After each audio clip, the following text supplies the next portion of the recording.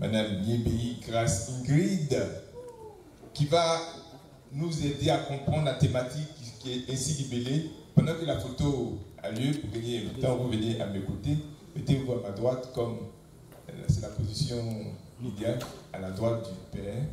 Quelles sont les potentialités de l'agro-industrie en Côte d'Ivoire? C'est ça la question. Quels sont les défis en termes d'innovation et de technologie? Vous avez la réponse à ces questions avec vos experts. Donc je vais vous laisser la parole de les présenter en espérant que la séance photo est terminée. Je rappelle que vous êtes consultante internationale en gestion de projets et stratégie. C'est bien cela? Que vous êtes diplômée de la Toulouse Business School. Je n'invente pas. Que vous êtes également diplômée de l'École supérieure de commerce extérieur, Tokyo, Paris, etc. C'est surtout votre expérience professionnelle qui est impressionnante. Vous avez fait Mazar, n'est-ce pas? Vous avez fait Groupama Bank, BNP Paribas, PwC Advisory, KPMG. Est-ce que ça ne s'applaudit pas? Je vous laisse le micro. Merci beaucoup, Monsieur Loba. Cher public, en vos rangs, grades et qualités, je vous salue et je vous remercie d'être resté parmi nous jusqu'à cette heure. C'est la fin de journée, c'est vrai, mais je vous sollicite pour garder votre concentration et surtout, à mes côtés, pouvoir accueillir tout à l'heure nos illustres personnalités qui vont nous faire l'honneur de présenter ce panel avec moi. Alors, avant de démarrer, je voudrais vous poser une question. C'est vrai qu'il est 17 h, donc je veux voir si nous sommes tous ensemble là dans cette salle vraiment présents. Est-ce qu'il y a des personnes dans cette salle qui, comme moi, depuis ce matin, ont appris beaucoup de choses, des choses pertinentes, percutantes, intéressantes sur l'innovation, sur la technologie, dans différents secteurs d'activité? Est-ce que vous pouvez lever la main si vous êtes comme moi, à travers le forum InTech? Ah ben, donc je vous demande d'applaudir Madame Ayette Owo pour cette très belle initiative qui nous rejoint, qui nous réunit ce soir. Alors, je suis honorée pour ma part de me tenir devant vous. Le challenge est grand pour plusieurs raisons. La première, c'est que comme je l'ai dit tout à l'heure, j'ai l'immense honneur de clôturer ce dernier panel de cette première journée du forum InTech. La deuxième, c'est que nous allons aborder ensemble une thématique assez costaud, on va dire ça comme ça. Donc on a beaucoup parlé ce matin de l'intelligence artificielle. On a vu avec Vitib qu'il y avait un cluster agro-industriel. Tout à l'heure, le président Jean-Luc Conant a aussi parlé des fonds qu'il a décaissés avec Cofina pour investir sur des start-up dans l'agriculture. Donc, nous comprenons que c'est un sujet véritablement important dans l'économie de notre pays. Je rejoins monsieur le parrain, qui n'est pas là, mais qui a cité tout à l'heure le père fondateur de la nation, donc je me permets également de le citer. Donc, qui a dit que l'avenir de ce pays repose sur l'agriculture. Donc, vous m'autorisez donc à dire, sans prétention, qu'on a gardé le meilleur pour la fin. Si vous êtes d'accord, on peut applaudir. Oui, c'est un sujet important. On parle quand même de plus de 17% du PIB, selon les données partagées en 2022. Notre pourcentage que représente l'agriculture au sein de l'économie de la Côte d'Ivoire est similaire à des économies assez dynamiques comme l'Inde ou encore le Vietnam. Le deuxième challenge pour moi ce soir, c'est de pouvoir présenter et échanger avec nos deux illustres panélistes qui sont là ce soir. Donc le premier, je vais vous demander de m'aider à les accueillir parce que j'aurai besoin d'aide. Le premier panéliste est responsable régional senior chez Cotecna Inspection, une entreprise leader qui accompagne dans l'inspection et la certification et qui propose des solutions pour rendre efficaces les chaînes d'approvisionnement des clients sur différents secteurs, notamment l'agriculture. Il est diplômé d'un MBA de la prestigieuse, vous pouvez commencer à l'acclamer s'il vous plaît, de la prestigieuse Business School chinoise. Il exerce depuis 24 ans au service de la société Cotecna. Il a eu l'occasion de voyager dans différents pays dans le cadre de son expérience professionnelle, entre le Ghana, la Suisse, l'Égypte, l'Inde et j'en passe. Donc je vous prie d'accueillir sur ce podium Monsieur Antoine Ané. Merci beaucoup, cher public. Alors, le deuxième panéliste est un expert agroéconomiste. Il est actuellement conseiller spécial du président du groupe SIFCA aux affaires institutionnelles et aux partenariats stratégiques. Il a passé sa carrière professionnelle au sein du groupe où il a occupé différentes et de très hautes fonctions, notamment celle de dirigeant du pôle contrôle financier pour la filiale Unrease, de secrétaire général de la filiale Sucrivoire, vous pouvez commencer à l'applaudir s'il vous plaît, et également de DG de la filiale Palsy. En parallèle, il est aussi président de l'association des industriels de la filiale oléagineuse de l'UMOA, vice-président de l'UGC et administrateur de la Chambre de commerce et de l'industrie de Côte d'Ivoire. Je vous demande d'accueillir et d'applaudir M. Christophe Koréki. Bienvenue, chers panélistes. Alors, nous avons ici deux experts, comme vous avez pu le constater, qui vont partager avec nous leur vision, à la fois institutionnelle, mais aussi opérationnelle, et d'un point de vue de conformité sur cette thématique que nous allons aborder. Est-ce que la régie peut passer les slides ou pas besoin? Si vous êtes prêts, sinon nous pouvons démarrer. Donc la Côte d'Ivoire se positionne aujourd'hui naturellement comme un leader dans le domaine agro-industriel, pour plusieurs raisons. Voilà, merci. Donc déjà par rapport à ses revenus, en fait, les revenus d'exportation qu'elle arrive à réaliser, mais pas que. C'est une filière diversifiée. Donc dans le cadre de l'ambitieuse stratégie qu'a entamé le gouvernement, nous avons l'habitude de connaître la Côte d'Ivoire comme étant un grand producteur et exportateur de café, cacao, mais aujourd'hui il n'y a pas que cela. Il y a également de l'anarcade, de l'huile de palme, du coton et plein d'autres matières premières. La répartition de la filière agroalimentaire est répartie en trois gros blocs. Donc le premier gros bloc, c'est bien sûr tout ce qui est cacao et café, à hauteur de 32%, et les oléagineux qui représentent quand même une part significative de 23%. Les investissements qui ont été réalisés par l'État en 2022 sont significatifs. L'État a injecté presque 450 milliards sur l'année 2022, ce qui démontre en fait le côté attrayant de ce secteur d'activité.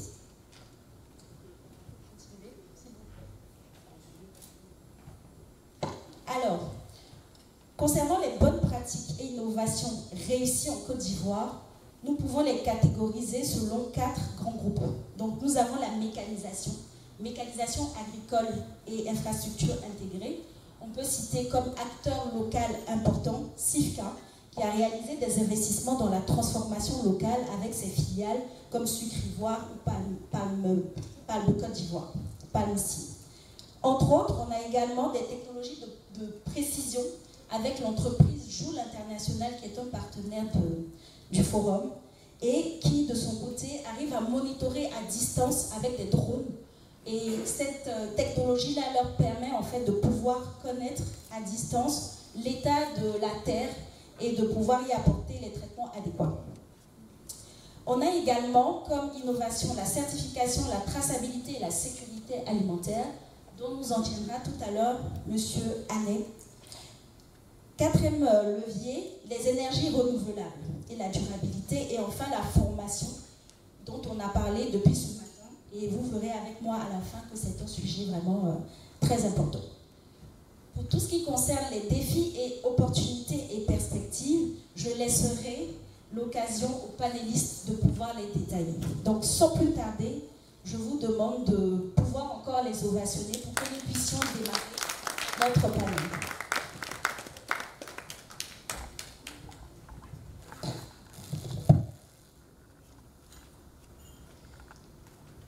Bonsoir, M. Koréki.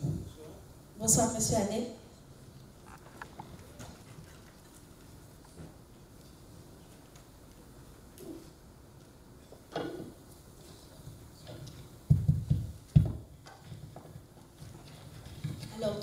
déjà, merci d'avoir accepté de nous rejoindre sur ce panel pour nous faire bénéficier de votre expertise.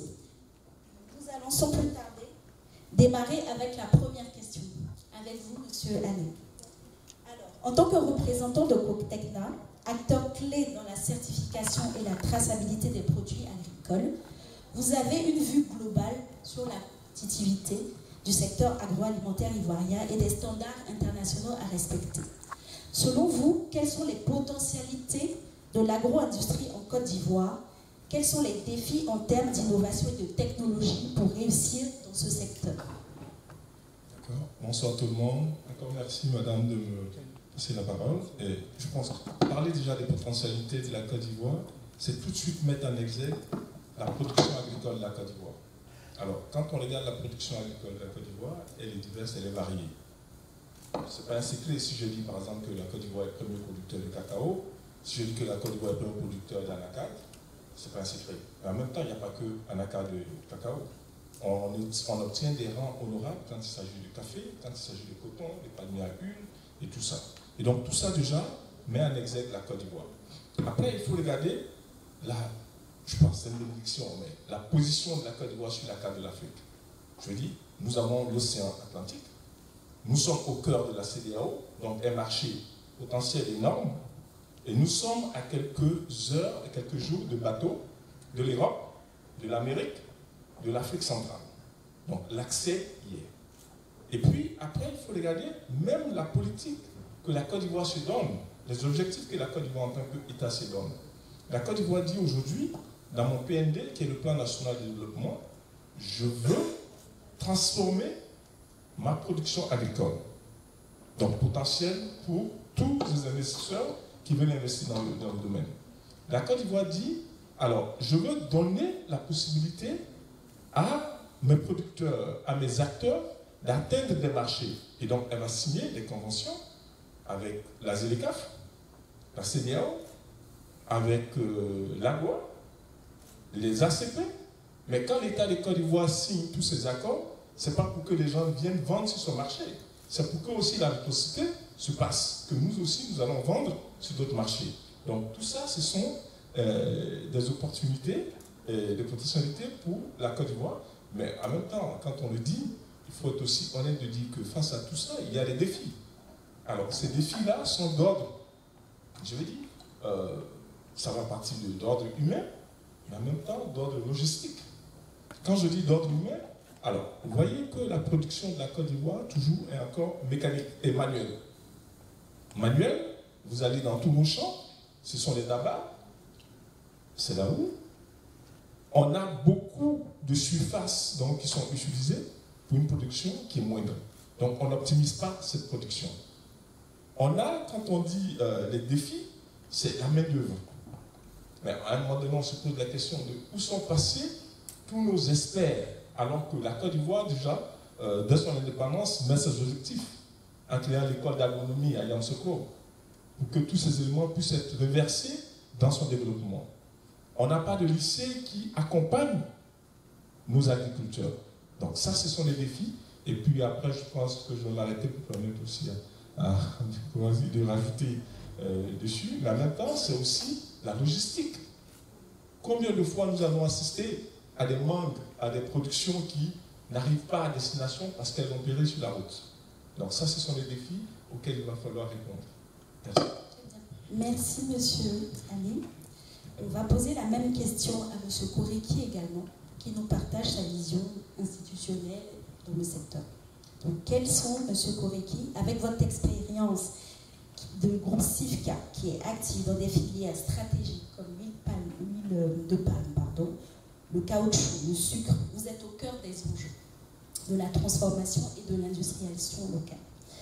Quelles sont les potentialités de l'agro-industrie en Côte d'Ivoire, également les défis en termes d'innovation et de technologie pour réussir dans ce secteur? Bien, merci. Alors, je voudrais peut-être commencer avec un slogan, juste pour peut-être fixer le potentiel agro-industriel en Afrique, mais il s'entend également pour la Côte d'Ivoire. C'est que l'Afrique est un réservoir de matières premières mais un déversoir de produits finis. Alors, quand on transpose ça d'un point de vue du domaine agro-industriel, ça veut dire que d'un côté, nous avons un potentiel agricole qui est très important, et en face, nous avons, on va dire, des capacités industrielles de transformation de matières premières. Et quand on fait le parallèle, il y a un écart qui est énorme, je vais dire même qui est disproportionné. Et oui, c'est vrai que la Côte d'Ivoire est un réservoir de matières premières, et il n'y a qu'à regarder, tout à l'heure on en parlait. Nous avons un climat qui est favorable, qui est même exceptionnel, avec les conditions climatiques. Nous avons des terres arables très étendues.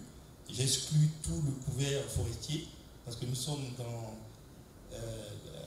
l'alignement de la zéro déforestation, donc je parle uniquement des terres arables. Nous avons des cultures variées, tout à l'heure on l'a dit, café, cacao, sucre, coton, riz, palmier à huile, j'en passe. Nous avons des variétés de cultures maraîchères, nous avons des arbres fruitiers, nous avons également une qualité du matériel végétal, mais en face, lorsqu'on le regarde, il n'y a pas la capacité à transformer les matières premières par l'industrialisation. Et ce rendez-vous est montré. Par contre, la bonne nouvelle, c'est que c'est un défi du gouvernement, puisque dans le PND 21-25, l'un des piliers, c'est la transformation structurelle de l'économie par l'industrialisation. Et la vision du président de la République, donc vision 2040, je crois, c'est de faire de la Côte d'Ivoire une puissance industrielle. Alors, je pense que les enjeux, défis, on peut l'appeler comme on veut, ça dépend de quel point de vue on se situe. D'abord, la transition agricole. Donc, consolider les acquis, maximiser, optimiser la production, les productions ou la productivité, et d'un autre côté, bien sûr, une transition industrielle pour être capable de pouvoir transformer les matières premières en produits finis. Et l'objectif final, c'est bien sûr d'arriver à, on va dire, le nom un peu large, mais il est assez compréhensible, c'est la souveraineté industrielle. Voilà pour les enjeux et les défis. Très bien. Merci beaucoup, M. Koriki. Je vais tenter de récapituler pour le public les réponses apportées par nos deux experts panélistes.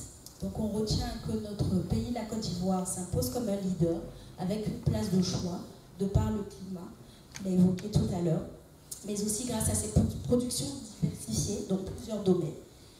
Il semblerait que l'ambition du gouvernement, selon ce qui a été dit, est de la hisser encore plus haut à travers plusieurs initiatives. Donc on a de la transformation locale, puisque finalement les matières premières ne prendront de la valeur que lorsqu'elles seront transformées. Donc il reste important qu'on puisse le faire.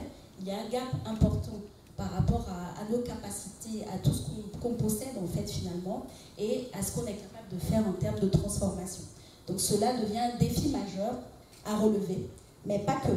On a aussi également une transition industrielle à réaliser. Pourquoi? Parce qu'on a beaucoup de manuels malheureusement aujourd'hui dans notre secteur agro-industriel, et donc nous avons besoin de nous moderniser dans ce sens-là pour pouvoir y arriver. Cela me fait penser, pour partager avec vous, à une petite anecdote en fait.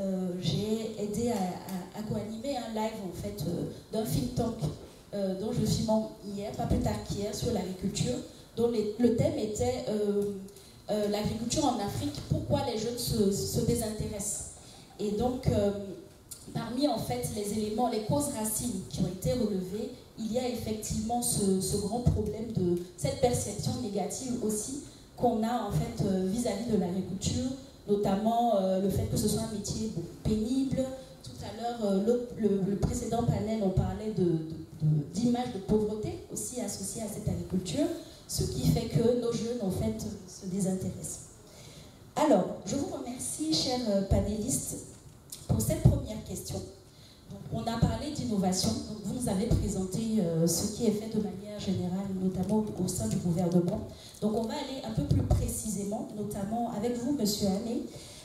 Vous avez mentionné donc des interventions liées aux innovations et aux technologies nécessaires, notamment dans ce secteur. Comment est-ce que Cotecna, en tant qu'acteur majeur de la certification et de la traçabilité, joue un rôle déterminant pour relever ces défis que vous avez mentionnés tout à l'heure? Merci. Alors, je pense que déjà parler de qu'est-ce que fait Cotecna, il faut déjà dire que Cotecna est un leader du monde d'éthique. L'éthique, c'est test, c'est inspection, c'est certification. Qu'est-ce qui vous mettrait d'accord deux personnes qui ne sont pas de la même origine et qui n'ont pas les mêmes réalités sur un produit? Alors, en ce moment-là, Cotecna vient en tant qu'acteur majeur de dire, je mets mon expertise pour vous mettre d'accord sur la conformité du produit. Donc, il y a des standards qui sont de trois ordres. Des standards qu'on appelle des normes internationales, des normes régionales et des normes nationales. Donc, si je veux vendre sur un marché international, à ce moment-là, on fait appel à un acteur comme Cotecna qui met en place son expertise et vous certifie et dit que votre produit est conforme à ces normes. Donc, nous mettons en place ce service-là pour nos clients. D'autres éléments qu'il faut regarder, on a eu la Covid. Je pense qu'aujourd'hui, on a l'impression que la Covid, c'est fini. C'était il y a 20 ans. Mais lors de la Covid, on a continué à manger. On a continué à avoir des aliments dans les supermarchés. Et comment ça a été possible alors que nous étions enfermés? Donc, Cotecna a dû se réinventer, au même titre que d'autres acteurs, pour sortir ce qu'on appelle la télé-inspection. Comment on peut faire de l'inspection alors qu'on n'y est pas physiquement? Donc, pour que les industries tournent, pour que les manufacturiers puissent continuer à envoyer, on a dû faire de la télé-inspection. Donc, c'est un outil qui permet, à distance, de faire un contrôle qualitatif. À côté de tout ça, il faut dire que notre monde est en permanence entre nous. Comment est-ce que nous, en tant qu'acteurs du monde de l'inspection, on intègre la chaîne de valeur sans la rétablir, sans la perturber? En ce moment-là, on vient avec des inspections non instructives, non intrusives. Vous verrez que, par exemple, que dans un port, au lieu que la douane se mette à ouvrir tous les conteneurs, on va faire passer ces conteneurs-là dans des scanners à conteneurs et voir des images, analyser ces images, puis dire, bon, en 2 minutes, laissez passer ce conteneur-là. Donc, on apporte en fait à la chaîne de valeur. Et puis tout le processus de contrôle qualité, donc, vous avez mentionné, on intervient en amont, en aval, donc on garantit depuis la production jusqu'au consommateur final, donc ce contrôle qualité-là. Et pour en Côte d'Ivoire, vous avez des exemples qui sont très précis. Les marchandises partent chez nous, sur les marchés européens, ont besoin d'être certifiés avant d'être acceptés. Donc, Cotecna apporte toute cette dynamique. Très bien. Merci beaucoup, monsieur Allé. Nous allons continuer toujours dans le cadre de comment est-ce qu'on relève ces défis-là grâce à l'innovation. Donc, pour vous, monsieur Koriki, donc vous avez mentionné tout à l'heure que plusieurs opportunités sont offertes dans le cadre de la transformation locale et qu'il y a des défis à relever. Le groupe SIFCA est reconnu comme étant un leader régional qui a su se réinventer et qui se repose principalement sur sa capacité donc, à innover et à s'adapter. Alors, je vais vous poser la même question. Quelles sont les innovations que le groupe SIFCA a mis en place afin de pouvoir avoir cette place de leader et faire face à ces défis? Merci, j'aime bien en parler parce que tout à l'heure vous avez dit en me présentant que j'ai fait toute ma carrière à SIFCA. Je suis sorti de la fac, pratiquement je suis rentré à SIFCA en 1985, il y a très longtemps. Donc j'ai suivi vraiment une grosse partie de l'évolution du groupe. Alors le groupe SIFCA est né en 1964, donc il y a 60 ans cette année, c'est un groupe ancien. Et il fait en fait son histoire est un peu comme celle des success stories de ces grands groupes industriels dans le monde. En 1964, le groupe était un groupe familial. Ils étaient dans 2 spéculations, donc le café cacao. Et justement, le groupe SIFCA a su se diversifier, d'une part, également a su élargir son empreinte géographique au-delà de la Côte d'Ivoire. Aujourd'hui, nous ne sommes plus dans le café cacao, nous avons fait une orientation stratégique et le groupe SIFCA aujourd'hui donc, est bien le leader agro-industriel en Afrique de l'Ouest. Il y a 4 pôles agro-industriels, le pôle oléagineux avec l'huile de palme, le pôle caoutchouc naturel avec l'EVA, le pôle sucre de canne et le dernier pôle c'est l'énergie renouvelable à partir de la biomasse. Vous donnez donc quelques chiffres. Donc le groupe SIFCA est implanté dans 5 pays, en Afrique de l'Ouest, en Côte d'Ivoire, Ghana, Libéria et Nigeria, et en France. C'est 11 filiales qui sont implantées, 33 000 employés, dont 90% de jeunes, on dit ça comme ça. Et nous avons 21 unités industrielles et 100 000 hectares de plantations industrielles. Le chiffre d'affaires annuel à peu près de 800 milliards de francs CFA. Alors, ce que le groupe SIFCA a su faire, à part sa diversification, sa réorientation, c'est de se lier avec des partenaires stratégiques, chacun dans son domaine. Le groupe SIFCA a lié un partenariat avec le groupe Climat. Pour ceux qui le connaissent, c'est le groupe singapourien leader au monde dans l'huile de palme. Pour le caoutchouc avec Michelin. Pour le sucre avec le groupe Terra, qui est un groupe mauricien, leader également de son secteur d'activité. Et pour l'énergie renouvelable avec EDF. Et c'est important d'avoir ces partenariats stratégiques. Ensuite, les autres leviers sur lesquels le groupe a joué, c'est bien sûr tout ce qui est, on va dire, amélioration des pratiques agricoles, amélioration également des pratiques industrielles, notamment accès à des technologies de pointe, mais également sur la formation du capital humain, qui est un élément important. Également tout ce qui est, on va dire, conformité, et j'en parle, malheureusement c'est pas Cotecna qui nous a accompagnés, mais on l'a fait, sur des normes internationales. Aujourd'hui, la quasi-totalité des entreprises du groupe SIFCA sont certifiées, donc ISO, QSE, donc qualité, sécurité, santé au travail, et bien sûr l'environnement, qui est un élément important. Et il y a également, je pense, un modèle ou un business model que le groupe a mis en place, c'est l'intégration des communautés villageoises dans son propre développement. Donc à la fois qu'elle se développe, elle a garanti le développement social de toutes les communautés qui sont environnantes. Donc ceci participe bien sûr au développement rural. Ça, je crois que c'est un élément qui a fondamentalement valorisé le leadership du groupe SIFCA. Et je pense, pour ma part, moi qui ai, je dis, traversé une bonne partie de l'histoire du groupe, je connais bien, je crois que le choix que le groupe a fait, ou les gouvernements ont fait, de mettre l'humain au cœur de l'activité a été un élément fondamental. Et toute la gouvernance a été guidée par, je veux dire, 3 valeurs: la responsabilité, l'éthique et puis la qualité qui englobe l'ensemble. Très bien. Merci beaucoup, Monsieur Koriki. Alors, avant de passer à la prochaine question, donc je vais me permettre de rebondir et de récapituler ce que vous avez dit. Donc, pour ma part, je suis très contente d'entendre parler de qualité et de conformité, ayant été, il n'y a pas très longtemps, directrice de la conformité au sein d'une entreprise internationale ici en Côte d'Ivoire. C'est vrai qu'on n'en parle pas beaucoup.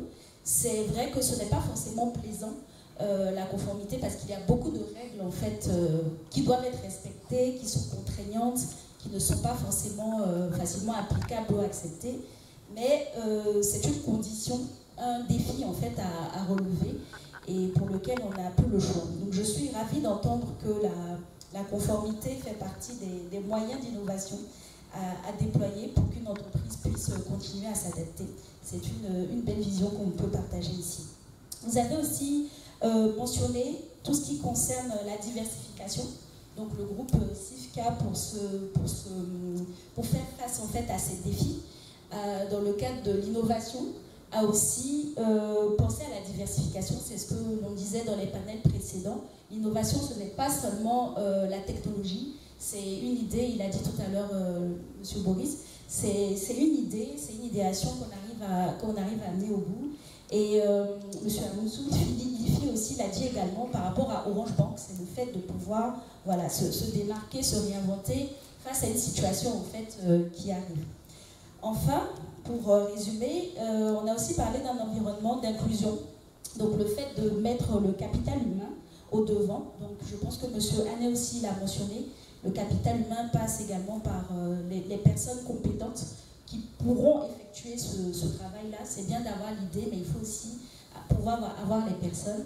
Cet environnement d'inclusion va aussi accompagner le why, dont le parrain a beaucoup parlé tout à l'heure. Donc ça démontre aussi des valeurs fortes, si je peux me le permettre, par rapport à ce groupe. Je vous remercie pour ces deux premières questions que nous venons de terminer. Alors on va passer à la troisième question, donc qui sera un peu différente selon chacun des panélistes. Donc je vais commencer par vous, Monsieur Allais. Dans votre précédente intervention, vous avez mis en lumière le rôle de Cotecna dans la certification et la traçabilité, ainsi que les innovations qui ont pu être déployées. Vous aviez parlé du scanner par rapport aux douanes, pour ne citer que cet exemple-là. Vous avez aussi mentionné la chaîne de valeur et d'approvisionnement que vous tentez en fait de sécuriser afin de pouvoir donner une rentabilité exceptionnelle à vos clients. Alors la question c'est quel type d'innovation vous considérez comme essentielle aujourd'hui, si on fait un focus sur cette chaîne de valeur dans l'agro-industrie dont vous avez parlé? Donc, merci. Ce qui devient essentiel ici, c'est vraiment l'ajout, l'apport de la technologie qu'on va rentrer. On est dans un marché qui est dynamique, on est dans un marché qui bouge. Et donc, les clients attendent de nous réponse, mais rapidité. Et en même temps qu'ils attendent réponse et rapidité, ils attendent de nous aussi qu'on soit fiables. Donc, nous sommes obligés, nous, là, ou d'autres dans le domaine, de pousser toujours la recherche. Et c'est comme ça qu'on va développer des laboratoires de points. Et chaque fois, nous réinventer, on se suit là, parce qu'une fois que vous donnez un certificat, vous rassurez l'acheteur chinois. Je donne un certificat en Côte d'Ivoire, l'acheteur chinois est rassuré. Si ce n'est pas fiable, alors je crois que j'ai rompu la chaîne de valeur. Et donc, on est dans aujourd'hui, comme le dit notre slogan, Trust Moving World. Donc, on apporte ce trust-là, cette confiance dans ce monde qui est dynamique. Donc, aujourd'hui, si je dois parler d'un secteur essentiel pour nous, c'est cette confiance-là qu'il faut maintenir et il faut toujours l'améliorer. Très bien, je vous remercie. Alors, comme on a une question un peu différente de M. Koreki, donc je vais me permettre de rebondir sur ce que vous avez dit. Effectivement, pour faire le lien avec le panel précédent sur les finances, donc ils ont expliqué qu'il était aussi nécessaire d'avoir confiance dans le produit. Donc cette confiance-là, quand on est une entreprise issue du secteur agro-industriel, qu'elle soit petite, bon, notamment petite, qui recherche des financements, il est important de pouvoir apporter ce facteur de confiance-là. Donc il va passer par le fait de respecter toutes les inspections qui ont été réalisées, d'obtenir les certificats qui vont bien, afin de démontrer qu'on respecte les standards dont vous avez parlé, que ce soit internationaux, régionaux. Et donc ça aussi, ça va permettre en fait aux banques d'avoir confiance et de se dire, bon, bah, ce projet-là, il est non seulement pertinent, mais il est viable dans la durabilité. Donc je vous remercie d'avoir mentionné ce point qui vient en fait compléter et faire un rappel à nos panélistes précédents. Alors, nous allons terminer cette première partie de questions avec la dernière question pour M. Koreki. Donc, pendant votre présentation, vous avez évoqué le fait que CIFCA employait plus de 30 000 employés, notamment des jeunes. Donc, on a encore des jeunes dans la salle, on aura encore des jeunes demain au sein du CRAE. Je ne sais pas si vous avez l'occasion de venir, mais voilà. C'est un sujet en fait qui joue également son rôle majeur dans l'emploi en Côte d'Ivoire. Donc la jeunesse en particulier représente une opportunité, un défi pour dynamiser ce secteur. Vous avez aussi parlé de la formation. M. Anne a également parlé de la compétence. Alors, Monsieur Koreki, avec plus de 30 000 employés au sein de CIFCA, quelles initiatives mettez-vous en place pour favoriser les emplois, notamment les emplois de jeunes, vu que nous avons des jeunes dans la salle? Alors ça, c'est un sujet d'actualité qui est également un sujet de prédilection. Moi, pendant presque 15 ans, j'ai dirigé la filiale PAMSI, à elle seule qui emploie une employée. Donc c'est un sujet qui me préoccupe à titre personnel. Et voyez-vous, pour le groupe CIFCA, c'est même une responsabilité de pouvoir intégrer les jeunes dans son activité. Quand vous prenez dans toutes les filiales, je veux dire 11 filiales, c'est beaucoup de métiers. Nous avons des métiers opérationnels comme l'agronomie, l'agriculture, avons des métiers support comme les finances, le contrôle de gestion, contrôle interne, les nouveaux métiers sur tout ce qui est développement durable, la qualité. Donc c'est autant de métiers que nous pouvons proposer. Et les filiales se définissent un peu comme des, on va dire le terme entreprise apprenante. Parce que c'est notre responsabilité de pouvoir intégrer les jeunes, les former, renforcer les capacités pour qu'ils puissent servir. Le groupe SIFCA a toute cette particularité effectivement d'employer tout au long de l'année. Tout au long de l'année, nous avons des emplois, ce sont des mises d'emploi. Il y a des renouvellements naturels du personne, il y a des nouvelles activités, des extensions, il y a des créations de nouveaux métiers aussi. Donc tout ceci permet effectivement de pouvoir intégrer donc, les nouveaux employés, donc des jeunes en particulier, dans nos effectifs.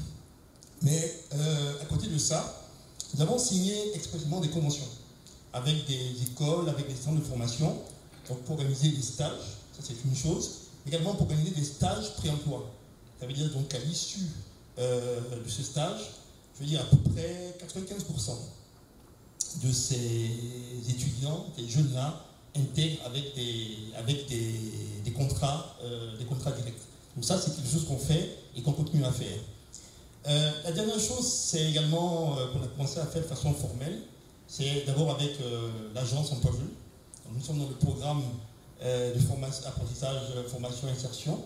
Je pense qu'on a commencé il y a 2 années. Si je prends le bilan, on a dû intégrer déjà 2000 jeunes, donc au niveau de PAMICI, qui était la première entreprise qui a signé le partenariat.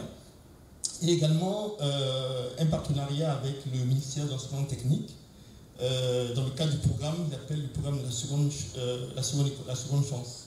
Voilà. Donc l'école de la seconde chance. Voilà. Donc là également nous sommes intégrés, nous avons je pense depuis à peu près une année, on a à peu près 700-800 également jeunes qui ont été intégrés. Donc c'est vraiment un sujet, ça fait partie de notre ADN.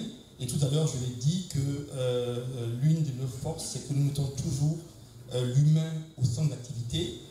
L'humain en général tout genre, je ne vais pas dire les jeunes, mais les jeunes il faut compris puisqu'on est plutôt dans le genre. Après je pourrais parler des femmes, mais comme ce n'est pas la question, mais c'est également un sujet qui m'intéresse énormément, tout ce qui est l'autonomisation des femmes. Mais ce sera l'occasion peut-être d'un autre papier. Madame Hugo, quoi? Vous avez retenu. Je vous remercie. Alors, nous allons passer à la deuxième partie de ce panel, donc, qui est de prendre une question ou deux questions au niveau du public. Alors, merci. Il y a un monsieur qui a levé la main et une deuxième personne. Voilà, nous avons nos 2 personnes.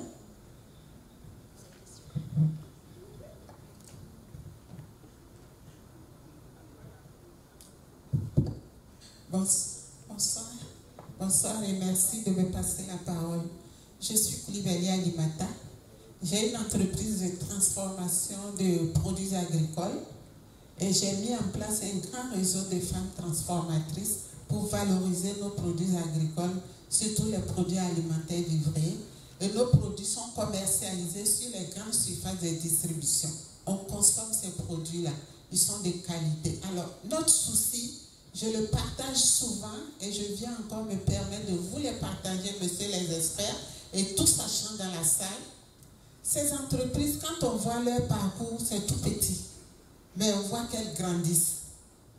À un moment, il faut aller encore plus devant. Mais comment? Vous allez dire, il faut innover. Avez-vous des exemples clés d'innovation que vous pourriez nous conseiller et qu'on va adopter? Je suis un cas. J'ai commencé tout petit, mais j'ai grandi, j'ai avancé. Aujourd'hui, j'ai une unité de transformation et je vais avoir une deuxième. Mais ça ne suffit pas. On souhaiterait aller vers la grandeur de SIFCA. Comment on fait? On a commencé tellement petit que nous sommes bloqués et nous sommes nombreuses. Tous les supermarchés sont envahis de nos produits. Vous consommez, nous consommons. Nous devons faire en sorte que on crée encore plus de richesses, encore plus d'emplois. En tout cas, c'est un souci que nous avons, on en discute.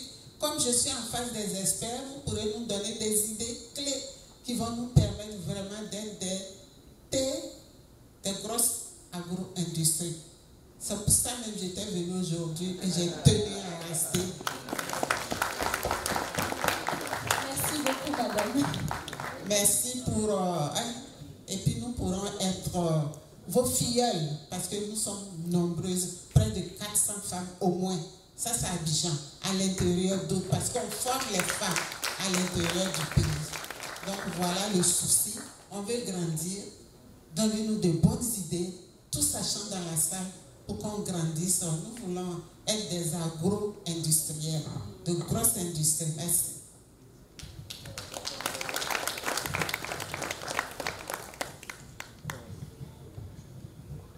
Ok, donc M. Koreki va répondre tout de suite à la question. Voilà. Bien, excellente question. Et tout à l'heure, je dis, bon, je suis content que ce soit une dame qui parle, parce que dans notre politique, il y a vraiment toute la partie autonomisation des femmes, mais ça veut dire l'accompagnement des femmes pour justement réussir dans ce qu'elles savent faire de bien, c'est-à-dire l'agriculture.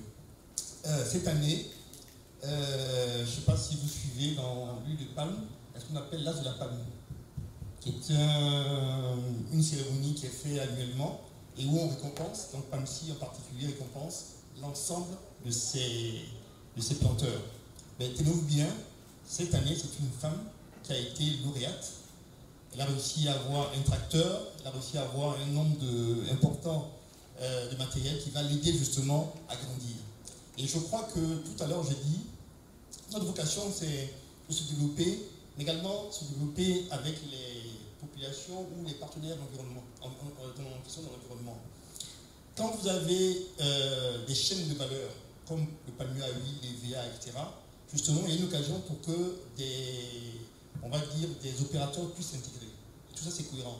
Après, il y a beaucoup de contextes. Il y a un contexte d'accompagnement, il y a le problème du financement, il y a le problème de l'accompagnement même de l'État. Et je crois que, fondamentalement, c'est important de se faire de manière inclusive.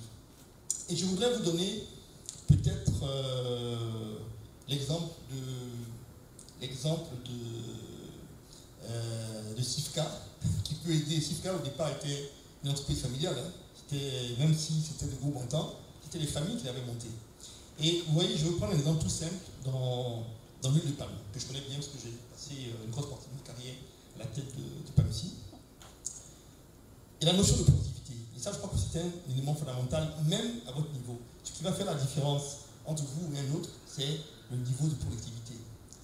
Lorsque vous prenez la culture du palmier à huile, vous prenez les plantations industrielles, le rendement à l'hectare dans les plantations industrielles, c'est autour de 18 tonnes à l'hectare, en moyenne. Ça intègre l'ensemble du verger, les moins matures, les plus anciens. Mais nous avons des blocs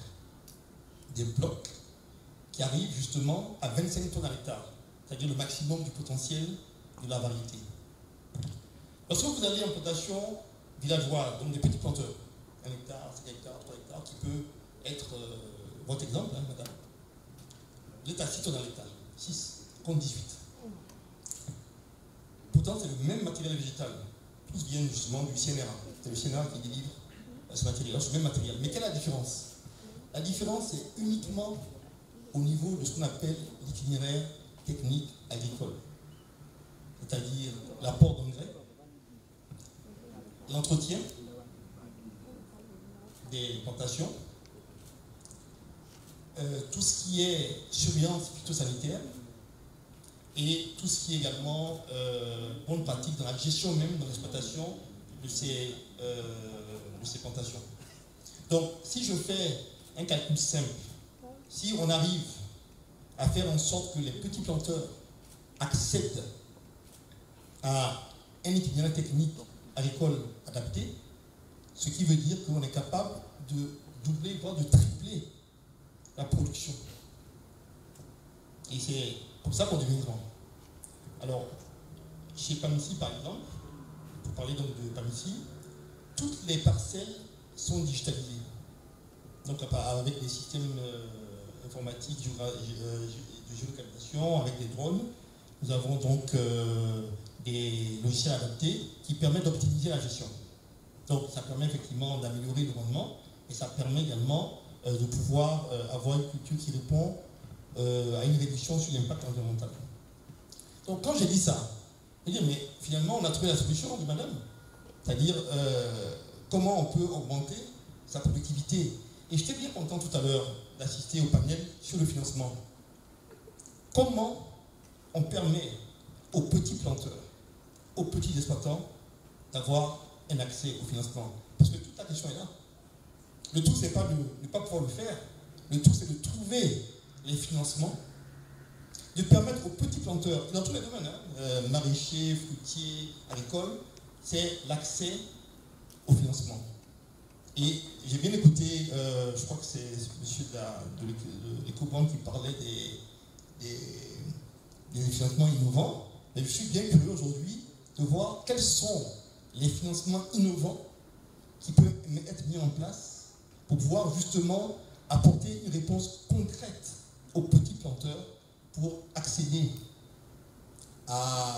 au financement, leur permettre de pouvoir justement adapter leur itinéraire technique et bien sûr forcément pouvoir augmenter leur productivité et en même temps grandir pour devenir des exploitants beaucoup plus grands.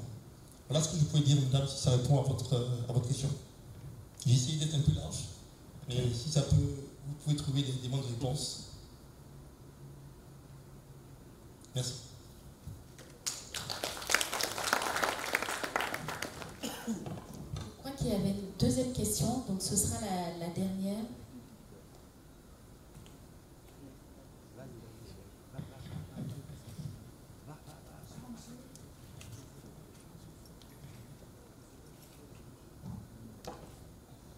Bonsoir monsieur, je me nomme Djebo Yaboulé. Bon, ma question ça sera en deux volets. Déjà, comment réconcilier les jeunes à l'agriculture? Parce que c'est, on va dire, la jeunesse qui fera l'Afrique de demain.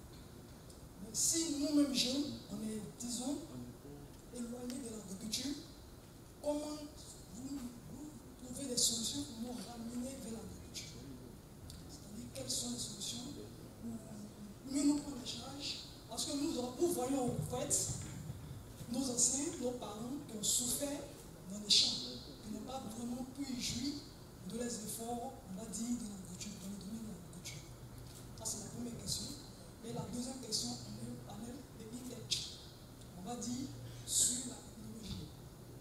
Quelles sont les technologies que vous voyez ou vous pouvez apporter à l'agriculture moderne actuellement? La première partie, je vais laisser également monsieur répondre. Vous voyez, il faut changer le regard du planteur. Malheureusement, souvent on voit le planteur, même le paysan, c'est un terme péjoratif. On voit un vieux monsieur avec des shorts, une dapa, qui va au champ. Il faut sortir de ça. Et notre président fondateur disait de retourner à la terre. Nous, à l'époque, on nous disait, mais de quoi il parle? Moi, j'ai fait des études, et ça, à la terre. C'est quand je suis rentré en agro-industrie que j'ai compris. Je vais vous donner un exemple tout simple. Un petit planteur qui a 2 hectares, on va dire comme ça, qui a du palmier à huile, parce que c'est le domaine que je fais le mieux, mais ça peut se faire dans n'importe quel domaine, même maraîcher, même autre. Mais ça, c'est du concret, c'est énormément concret. 2 hectares.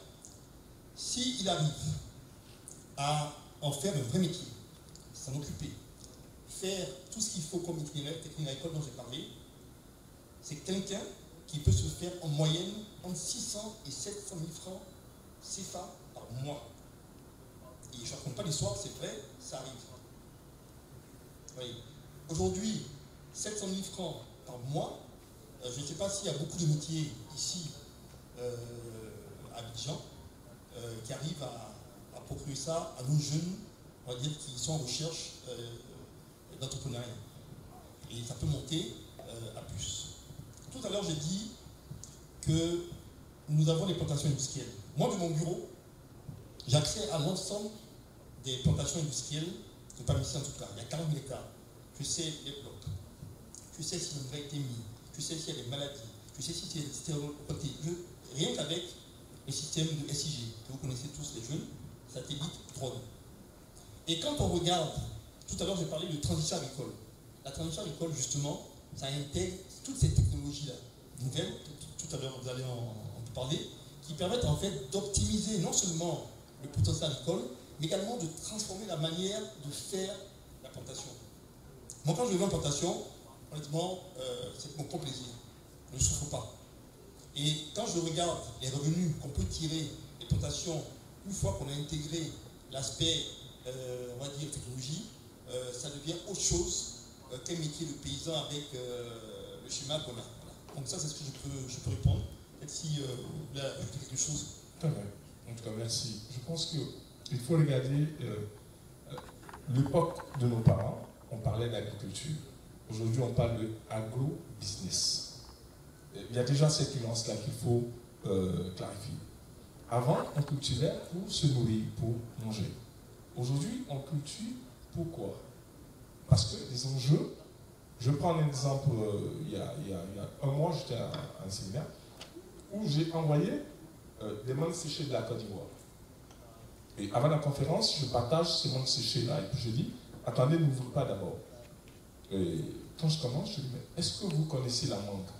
Oui, on connaît la mangue, c'est le gros produit, c'est le gros fruit comme ça.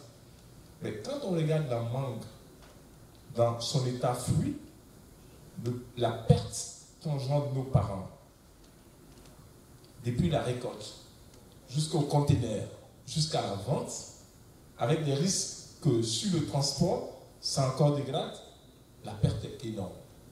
Par contre, ceux qui ont pensé à la mangue séchée ont déposé juste des petites unités, pas loin des champs. On récupère la mangue. En ce moment, on ne parle plus de mangue mûre, non mûre. On récupère la mangue dans l'état qu'elle est. On la découpe, on la sèche, on la transforme, on la met dans des emballages. Aujourd'hui, on a la chance, la Côte d'Ivoire, d'avoir des industries de plastique, des industries de cosmétiques, matières plastiques, qui peuvent nous aider à faire des emballages. Et donc, emballer tout ça, ça répond, c'est très beau. Ça se retrouve où? À Carrefour, ça se retrouve à Auchan. Vous avez la possibilité aujourd'hui de vendre ces produits de l'agriculture-là. Après, pour parler, faire la phase sur les technologies, elles sont variées et multiples. Aujourd'hui, vous n'allez pas commencer à avoir 10 hectares et puis commencer à produire sur 10 hectares. Il y a ce qu'on appelle un peu les analyses des sols. Est-ce que vous prélevez un échantillon de ce sol-là et puis vous dites de quoi est fait ce sol-là? Est-ce que ce sol sera propice à de l'EVA? Ça sera propice à la tomate avant de vous lancer. On n'a plus besoin de grands hectares, on a juste besoin de petites concessions. De penser à les cultures sous serre, qu'est-ce qu'on veut faire? Et après, il ne s'agit pas juste de vendre, peut-être que ça, on en discutera avec Mme Koulibaly, mais il ne s'agit pas juste de produits. C'est tout un écosystème. Il y a la production, il y a le produit, il y a la vente. Et donc, tant que vous ne mêlez pas tous ces acteurs-là, vous allez juste produire pour produire. Or, il faut produire pour vendre.